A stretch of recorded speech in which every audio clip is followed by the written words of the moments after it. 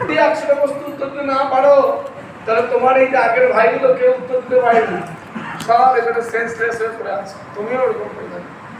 আর যদি উত্তর দিতে পারো জল খাবে আর তোমার ভাইরাও আবার জীবিত হয়ে যাবে। যুধিষ্ঠির মহারাজ বলে ঠিক আছে।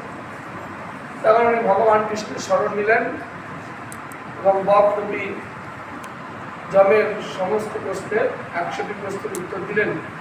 এই 100টি প্রশ্ন তো এখানে আলোচনা করা সম্ভব নয়, তার মধ্যে একটি গুরুত্বপূর্ণ প্রশ্ন আছে।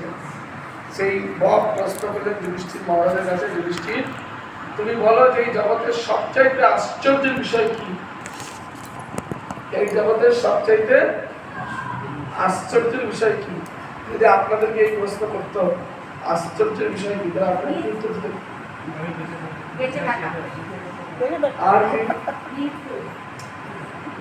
যে কি করে তাজমহল তৈরি হলো, কি করে গঙ্গার তলা দিয়ে রেলপথ বানালো, কি করে ঝুলন্ত ব্রিজ হলো, তাই না? এইগুলো তো আশ্চর্য, হ্যাঁ কি না? তখন এই প্রশ্নের উত্তরে যুধিষ্ঠির মহারাজ বললেন, উত্তর দিলেন যে এই জগতের সবচেয়ে আশ্চর্যের বিষয় হচ্ছে এটা, অহন্যানি ভূতানি গচ্ছন্তি যম মন্দিরম শেষম স্থাবরম গচ্ছন্তি।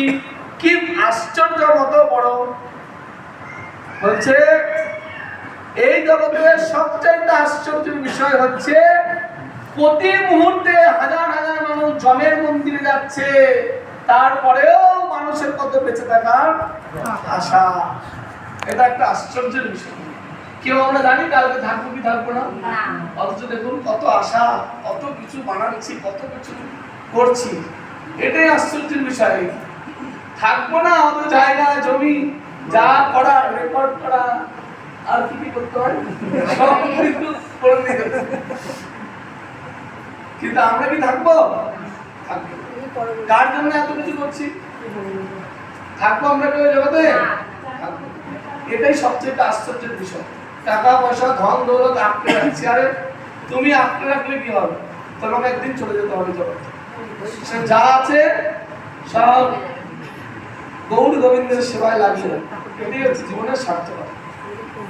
হ্যাঁ, এটাই হচ্ছে জীবনের সার্থকতা। এইভাবে যুধিষ্ঠির মহারাজ তিনি এই প্রশ্নের উত্তর দিয়েছিলেন এবং তার প্রশ্নের উত্তরে সন্তুষ্ট হয়ে তাকে জলপান করতে দেওয়া হয়েছিল এবং তার সমস্ত ভক্তদেরকে জীবিত করে দেওয়া হয়েছিল। এবং সেই সঙ্গে এখানে আরেকটি দর্শনীয় বিষয় হচ্ছে, এখানে 4 যুগের মহাদেব রয়েছে। সত্যযুগ লম্বা, ত্রেতা যুগ আর্থিক ছোট, তারপর যুগের শিব একটু ছোট, কলিযুগের শিব খুব সুন্দর নিদর্শন, একদম সেই বজ্ররাহ এই শিব যে বলে অবস্থান, এই কথাটা আপনার দর্শন।